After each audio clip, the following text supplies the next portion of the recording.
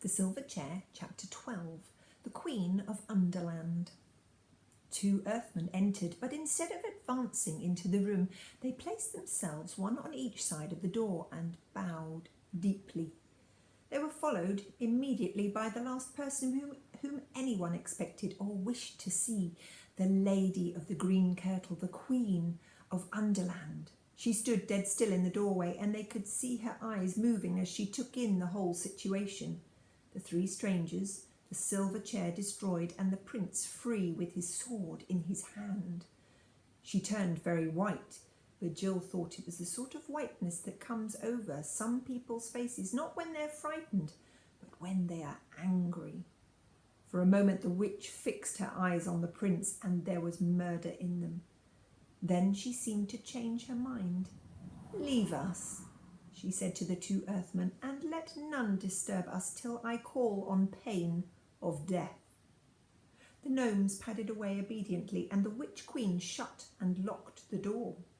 "How now, my lord prince," she said, "has your nightly fit not yet come upon you, or is it over so soon? Why stand you here unbound? Who are these aliens? And is it they who have destroyed the chair which was your only safety?" Prince Rilian shivered as she spoke to him, and no wonder. It was not easy to throw off in half an hour an enchantment which has made one slave for 10 years. Then, speaking with great effort, he said, "Madam, there will be no more need of that chair, and you, who have told me 100 times how deeply you pitied me for the sorceries by which I was bound, will doubtless hear with joy that they are now ended for ever. There was, it seems, some small error in your ladyship's way of treating them.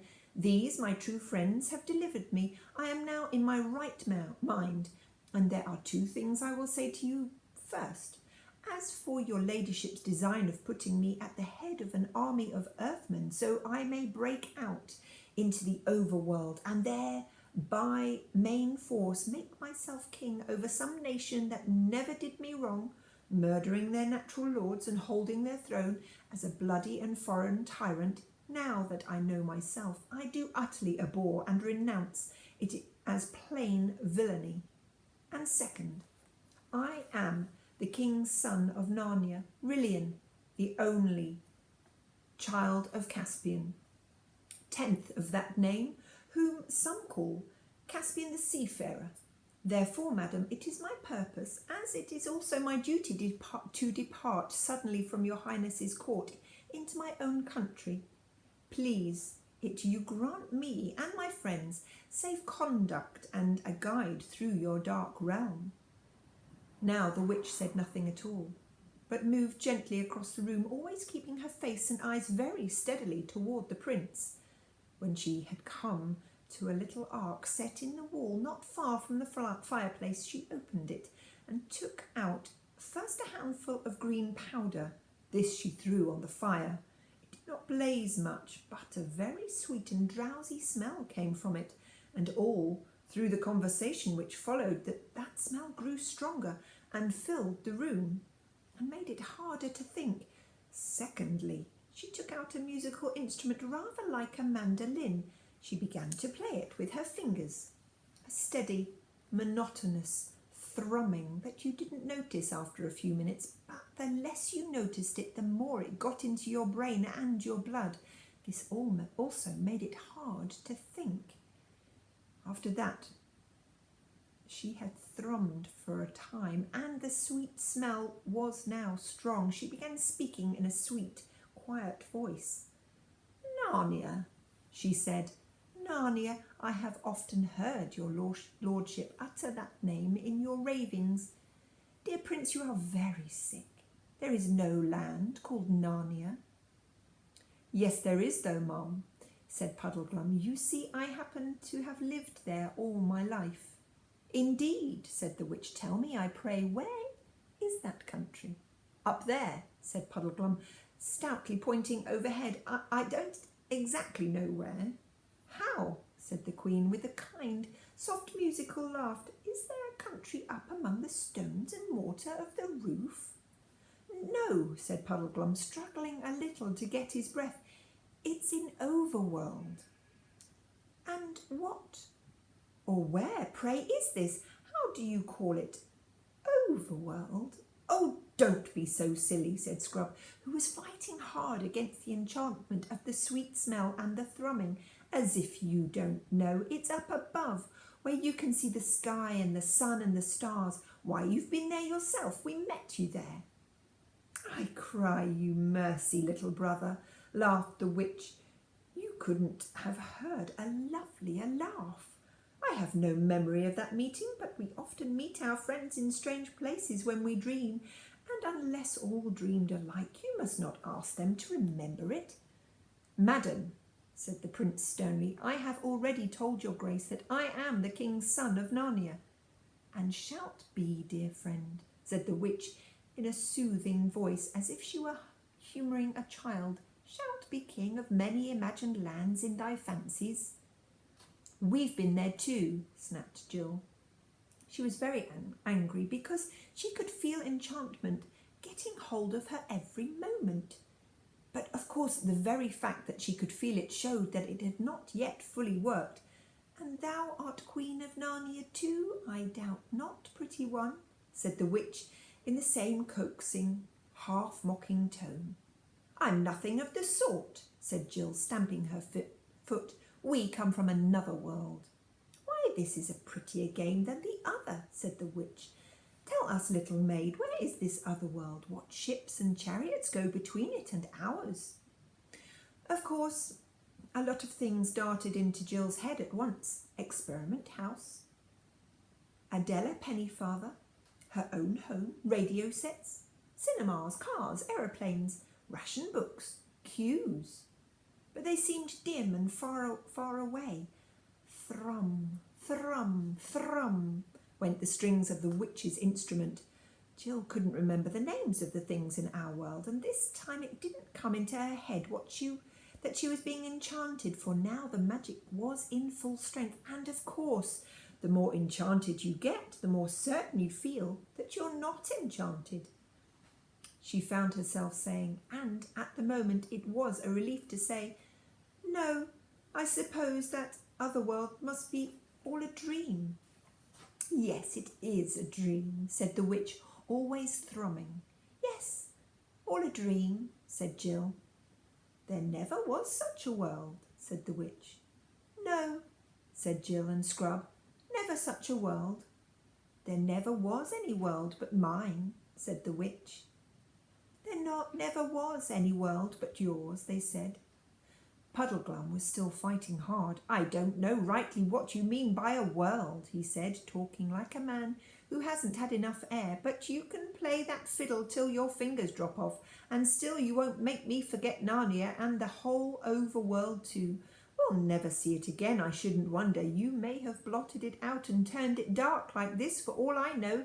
Nothing more likely, but I know I was there once. I've seen the sky full of stars. I've seen the sun coming up out of the sea and of a morning and sinking behind the mountains at night. And I've seen him up in the midday sky when I couldn't look at him for brightness. Puddleglum's words had a very rousing effect. The other three people all breathed again and looked at one another like people newly awakened. Why, there it is, cried the prince. Of course, the blessing of Aslan upon this honest marshwiggle. We have all been dreaming these last few minutes. How could we have forgotten it? Of course, we've all seen the sun. By Jove, so we have, said Scrub. Good for you, Puddleglum. You're the only one of us with any sense, I do believe.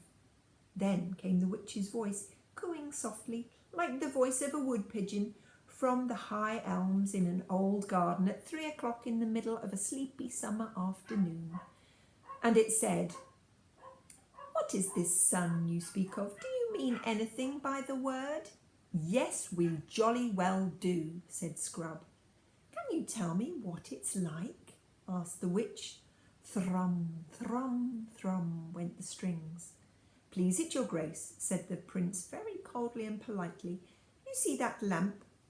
It is round and yellow and gives light to the whole room, and moreover from the roof. Now that thing which we call the sun is like the lamp, only far greater and brighter, and it giveth light to the whole overworld, and hangeth in the sky. Hangeth from what, my lord? Asked the witch, and then, while they were all still thinking how to answer her, she added, with another of her soft silver laughs, you see, when you try to think out clearly what this sun must be, you cannot tell me. You can only tell me what it is like. Your sun is a dream, and there is nothing in that dream that was not copied from the lamp. The lamp is the real thing. The sun is but a tale, a children's story.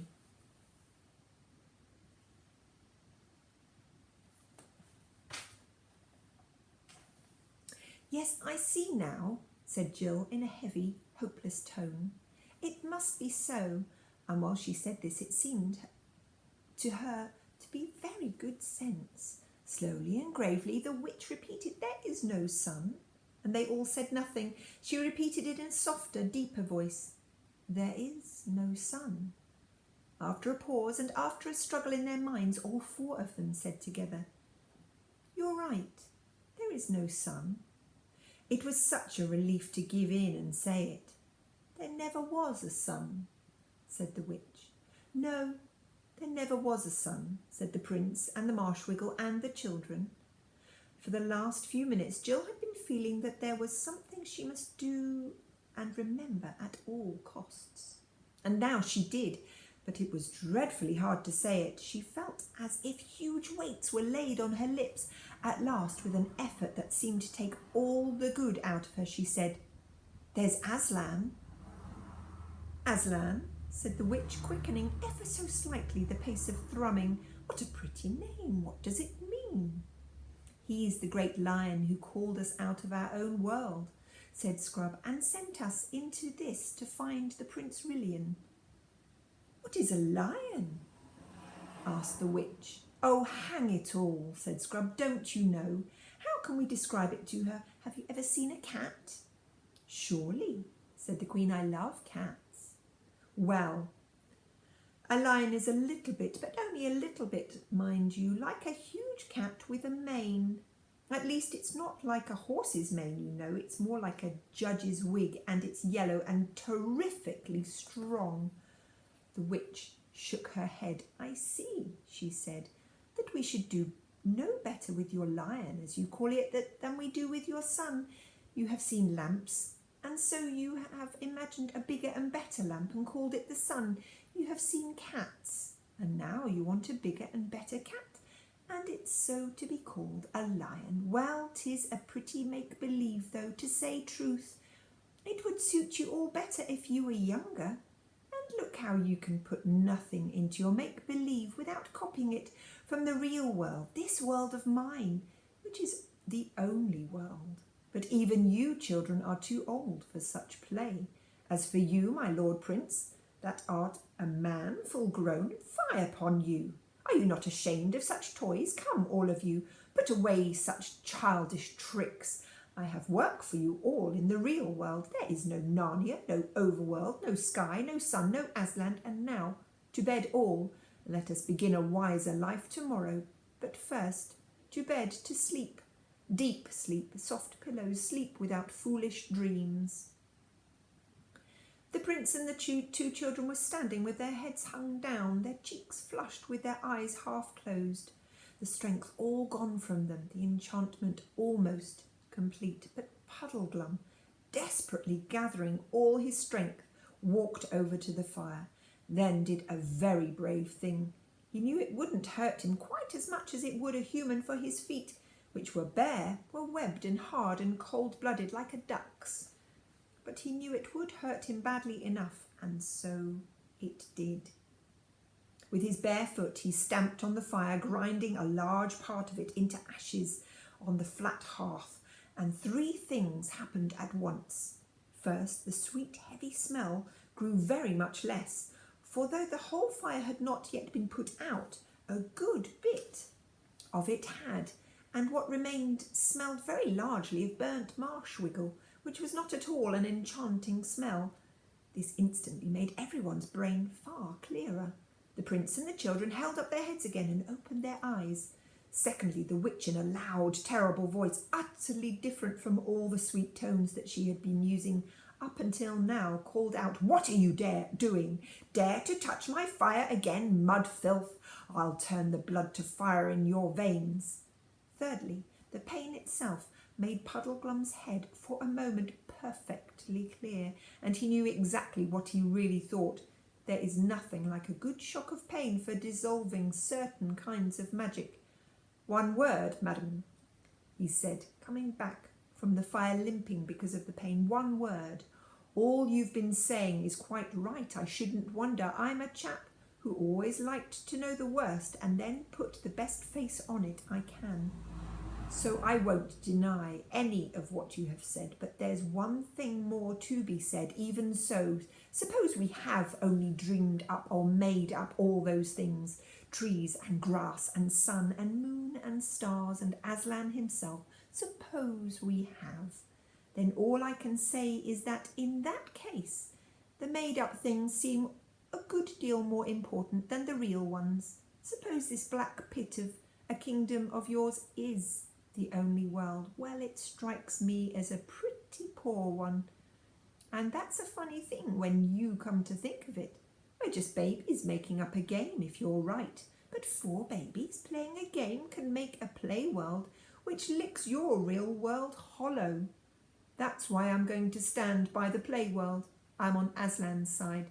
Even if there isn't any Aslan to lead it, I am going to live like a Narnian as I can, even if there isn't a Narnia. So thanking you kindly for our supper, if these 2 gentlemen and the lady are ready, we're leaving your court at once and setting out in the dark to spend our lives, looking for Overland. Not that our lives will be very long, I shouldn't think, but that's small loss if the world's as dull a place as you say." "Oh, hurrah! Good old Puddleglum!" cried Scrub and Jill. But the prince shouted suddenly, "Where? Look to the witch!" When they did look, their hair nearly stood on end. The instrument dropped from her hands. Her arms appeared to be fastened to their sides. Her legs were intertwined with each other, and her feet had disappeared. The long green train of her skirt thickened and grew solid, and seemed to be all one piece with the writhing green pillar of her interlocked legs. And that writhing green pillar was curving and swaying as if it had no joints, or else were all joints. Her head was thrown far back, and while her nose grew longer and longer, every other part of her face seemed to disappear except her eyes. Huge, flaming eyes they were now, without brows or lashes. All this takes time to write down. It happened so quickly that there was only just time to see it. Long before there was time to do anything, the change was complete. And the great serpent which the witch had become, green as poison, thick as Jill's waist, had flung 2 or 3 coils of its loathsome body round the prince's legs. Quick as lightning, another great loop darted round, intending to pinion his sword arm to his side, but the prince was just in time. He raised his arms and got them clear.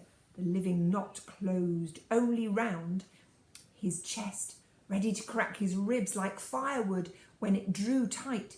The prince caught the creature's neck in its left hand, trying to squeeze it till it choked. This held its face, if you could call it a face, about 5 inches from his own. The forked tongue flicked horribly in and out, but could not reach him. With his right hand, he drew back his sword for the strongest blow he could give. Meanwhile, Scrub and Puddleglum had drawn their weapons and rushed to his aid.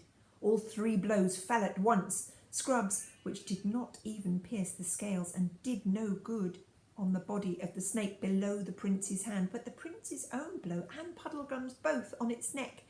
Even that did not quite kill it, though it did begin to loosen its hold on Rillian's legs and chest. With repeated blows they hacked off its head. The horrible thing went on coiling and moving like a bit of wire long after it had died, and the floor, as you may imagine, was a nasty mess. The prince, when he had breath, said, "Gentlemen, I thank you." Then the three conquerors stood staring at one another and panting without another word for a very long time. Jill had very wisely sat down and was keeping quiet. She was saying to herself, "I do hope I don't faint or blub or do anything idiotic." "My royal mother is avenged," said William presently. "This is undoubtedly the same worm that I pursued in vain by the fountain in the forest of Narnia so many years ago. All these years I have been the slave of my mother's slayer. Yet I am glad, gentlemen, that the foul witch took to her serpent form at the last. It would not have suited well either with my heart or with my honour to have slain a woman. But look to the lady." He meant to Jill. "I'm all right, thanks," she said. "Damsel," said the prince, bowing to her, "you are of a high courage, and therefore I doubt not you come of noble blood in your own world. But come, friends, here is some wine left. Let us refresh ourselves, and each pledge his fellows. After that, to our plans." "A jolly good idea, sir," said Scrub. And that's the end of the chapter.